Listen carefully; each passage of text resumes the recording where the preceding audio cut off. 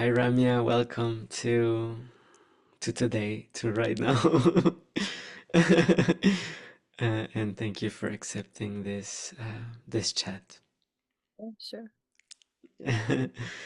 sure. Maybe I would like to ask you a couple of questions in regards to the process and maybe what is the who is in for you? What does the awareness intensive retreat mean for you? Oh, what it means for me. Yeah. For me, Within is really it's a doorway. It's a doorway into our own being, and you open it. You ask the koan, it opens the door, and then okay, what is here? Within is like it reveals what is here, moment by moment by moment, and it allows for an access that is very steady um, and clear, like a clear arrow into the heart of who we are. So for me, this is who is in. It's like a portal. It's like a device that when we activate it, we suddenly start to crack um, who we think we are, our identifications, layers of beliefs, and slowly and steadily get to who we are. So yeah. Mm. And how did you come to find out about the Huisin? How was your discovery of it? And yeah. So it's Huisin is really the beginning of my journey. When it was 28 years ago, I was an engineer and marketing director at the time, and I had 1 week vacation, and I could go to either to Cuba for all inclusive full vacation, or I saw this Satori retreat, it was called, and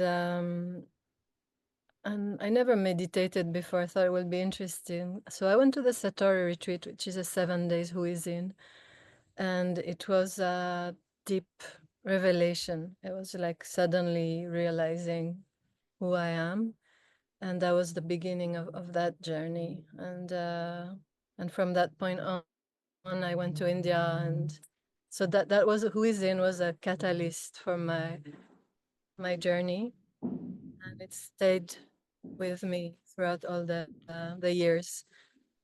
Yeah. And what made you decide between going to Cuba and maybe going to the Satori? What happened? It's in life there is suddenly this pull to do something that is inexplicable, and it's just do this. It was like that. It was just like, just do this. Don't not Cuba, do this, just do this.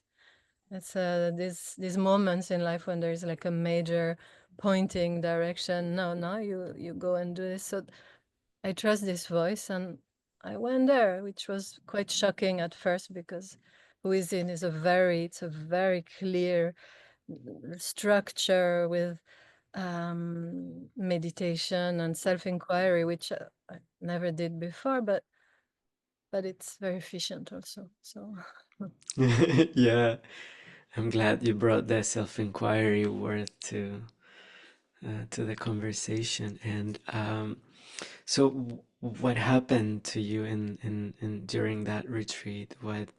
What ignited that made you decide, okay, I'm gonna go to India after? well, there was this moment, that the Huizin it's like a pressure cooker, and it puts you under pressure and under pressure, and and whoever is here, it becomes so magnified that it's so obvious that it's not who we are, and so it cracked and cracked and cracked, layers after layers. And I remember after 2 days I asked to meet the Zen, the teacher, and I told her it's been amazing, but I'm gonna go home and leave. And um, it was already starting to crack in there, so I was feeling that better go. And she looked at me and she said, "Tell me who is in."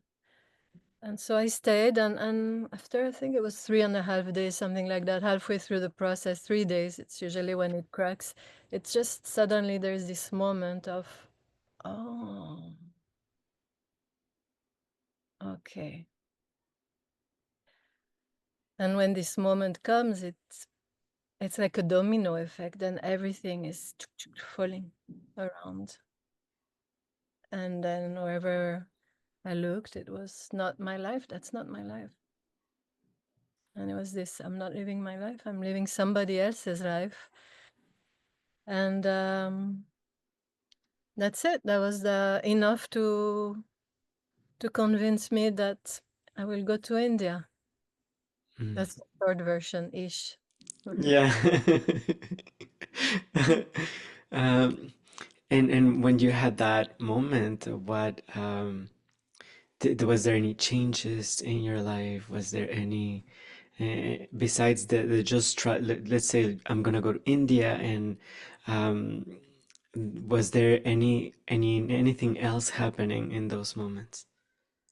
Well, it's really a moment where it's like the point where life is lived is here in the being, and suddenly it changes completely to a new position where, oh, this is who I am, which it changes everything. It changes the perspective, it changes the way we see people, our encounters, our conversations, the way really it really changes the way we relate to reality, how we interfere, well, not interfere, how we exchange with reality, how we see things. So it changes everything really, and this first seed of realization, you can say, is for me and for most people. It's just the first one, and then come another one and another one, and it just cracks. It cracks the being. It cracks the beliefs. It cracks throughout the whole life, and in time everything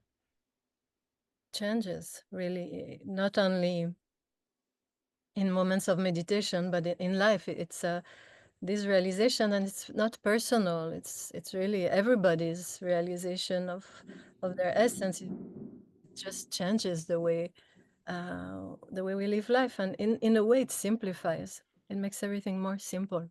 It's so much more simple, and less energy um, using. It's like a simplification of everything. Mm. Mm. It almost feels like life becomes the meditation, Yeah. and it just it is like a permanent meditation, and it helps us open the curtains and keep opening the curtains behind the curtains, or at least that's what I'm listening right now. Yeah. Yeah, yeah, it's an ongoing revelation of the moment. It's like a great opening of the moment every moment. Now, oh, look, it's now. Yeah. And it's Um, also, it really relaxes the way we also of relating to the personality and the human being in a way, because now, okay, this is the envelope I'm inhabiting now. Yeah. mhm. And when I say it's not even me that is inhabiting, it's just this who is in. So make less personal about it. Yeah. Mm, mhm. So, in this process of discovery and something took you to wanting to also facilitate this process that seemed to be powerful for you. So, Yeah, it um, just happened spontaneously because I was called to support and help, and I was participating and supporting this process throughout the years, few times a year, and and eventually you get closer and closer to the position where you're actually leading. So it just happened naturally, really. But this process has stayed with me throughout the 28 years. This is like the basics within. Yeah. It is. It feels also for me the same way. I can see that in myself as well. And, this process you mentioned before that it's based on self-inquiry. Can you talk us a little bit more about why what what is self-inquiry first, and how does it comes into the process and works with the process as well? Yeah, there's a lot out there on self-inquiry, but in my own words, I can say that I find that it's such a smart way because really we're using our own experience right now to inquire into the truth of our being. So we it's a constant, it's right here. It's right here in this moment. It's like a self tool that is here where we look, okay, what is my experience right now? And then we start to listen to our own sharing, and then we start to inquire about that. Is this is this a belief I have? Is this something that I know from my life? Is this really what's happening right now, or is this how I'm interpreting this moment right now? So there is like this questioning, you can say, of the experience so that we can go further in and not stay just on the surface of the experience. And then from there, we keep going further in, and eventually self inquiry, layer after layer, brings us in touch with nothing in a good way. Yeah, it is almost like stepping a little bit backwards and observing what's coming up and what's being said and what's being perceived and felt and mhm. Yeah, it's like a zooming out effect inside, and it happens in the moment. So there's something also very interesting about that. Like it brings us right now, right now. Okay, zoom out, zoom out, zoom out, zoom out. Mm, Insane. so why would we want to know that? Why would we want to get in touch with that? Yeah, I have this image of there's this meme with you see Kermit the Frog going to the doctor, and and and then the doctor is looking at an X-ray of Kermit the Frog, and you see on the X-ray that it's really just a Muppet. And the doctor is saying, "So I have some intense news for you." And this is it. It's really, do you want to take the blue pill, or I don't remember if it was the blue or the red, but it's like there is a choice of, um, do I want to go further in who I think I am? Do I want to realize my nature? Do I want to, am I ready to really question what I think, what I believe, my identity? So there is like there needs to be a desire to question, and also a kind of a longing for truth, for essence, for getting in touch with really the soul, and beyond the soul, the our true nature. So there needs to be this desire. But what's interesting with the Huizin is that some people also are there just to explore themselves through the dyad. So there is also a lot of people who come, and it's not that they need to now experience their essence and true nature. Maybe what they will get out of the Huizin is just a deeper understanding of who they are as a human being. Maybe they are grieving somebody who died, and now they are really having the whole space to explore that, to feel into that, to tune into that. It's so there's many layers, I would say, of experiencing this. And yeah, it can be a spiritual boot camp, but it can also be like I wanna be with myself for 3 days. I really need this time for me. And this can be, it's as precious this as that. It's that there is no better than the other. And I see many people coming to the Huizin because they need a moment for themselves, with themselves. It's very intimate because we are really diving in our experience of the moment. So it's really, it's very personal. And also, even though the structure is very tight, there's so much freedom because now there's a full freedom to explore who I am right now. So I would say there's a whole range of why people come and what they get out of it. And for sure, each one will get something. It's just maybe not the same thing for everyone. But yeah, it's a very intimate moment with self and without cell phone and without computer and without connection. So it's like, oh, I can just be here. Mm-hmm. Yeah, it resonates to me that this is freedom, and it's like this space um, to really focus on the on whatever it's been already what it's been here for a while, and then I have this space and the time to really look into this and get in touch and explore and I remember you saying being was did you say being an inspector? No, A I forgot. scientist A scientist, yes. studying your inner landscape. Yeah, it's really that. We become a scientist studying what is our, yeah, I like the word landscape or inner sky. Yeah. Hmm. Mhm. And who is this process for? Who would be who is this who is in for? Is in for who is in. Yes. You know, it can be for so many different ranges of people. It really is anyone who wants to have a moment with themselves, really, with a curiosity to go in.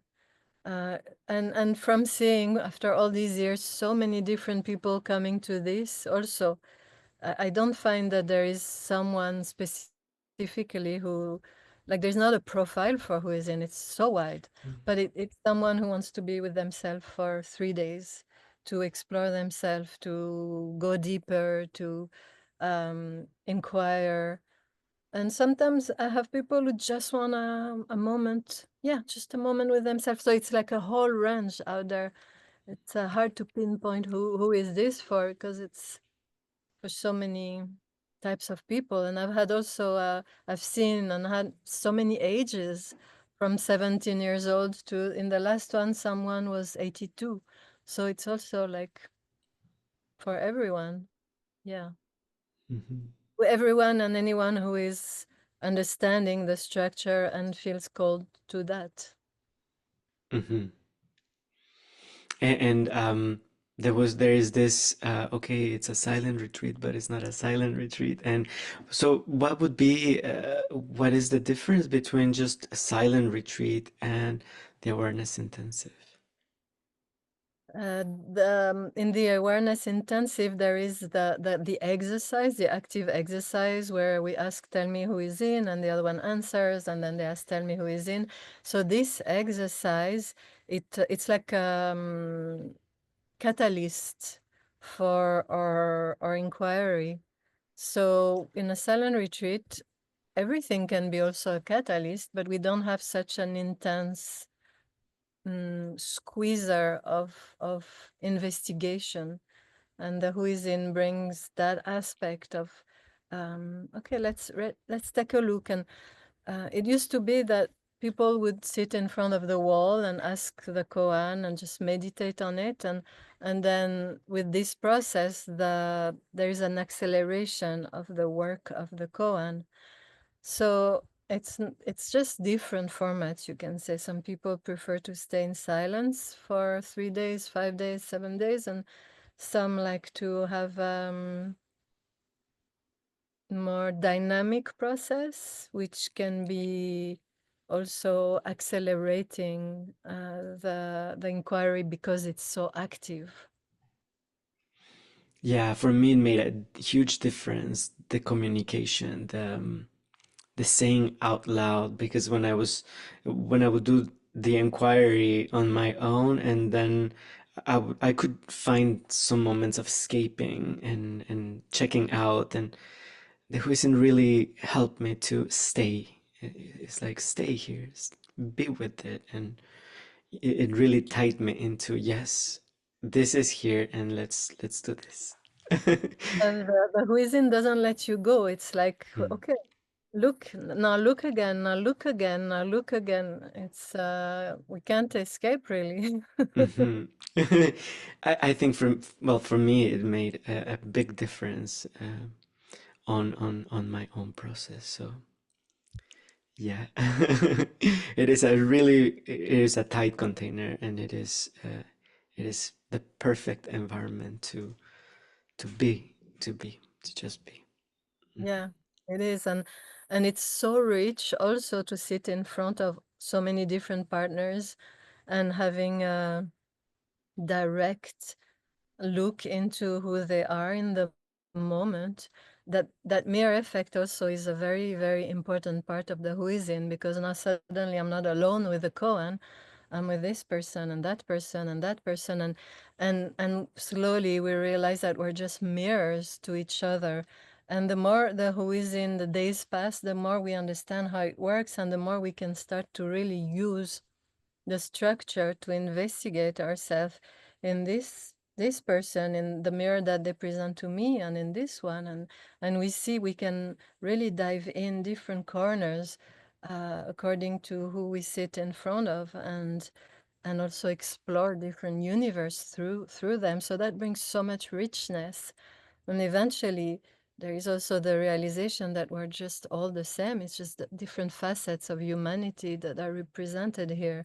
And this is me in this moment, and this is me in that moment. And this is very humbling also. It's then it becomes less personal, the whole human experience. Yeah. I have shivers from the yeah, from the memories.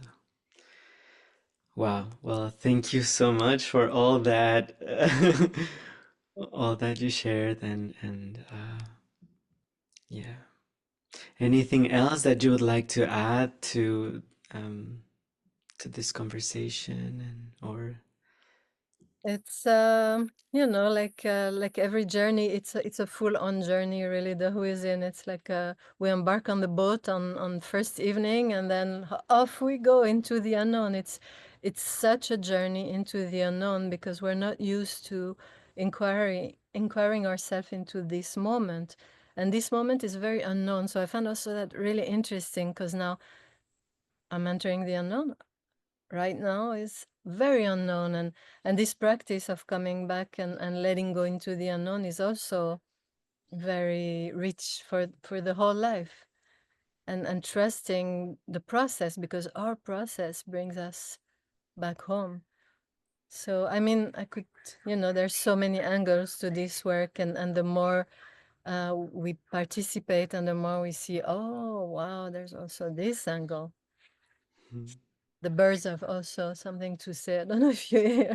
yeah. um so just to wrap it up, this can be done over and over. This process, it's it's an ongoing, and it can be done Yeah, multiple because times. the yeah, because the present moment is only happening now. So Hmm. the present moment of the who is in last year is not the same as the one now, because now is only happening now. So yeah, we can always explore this moment. Thank you, Thank you, Ramya. Naran.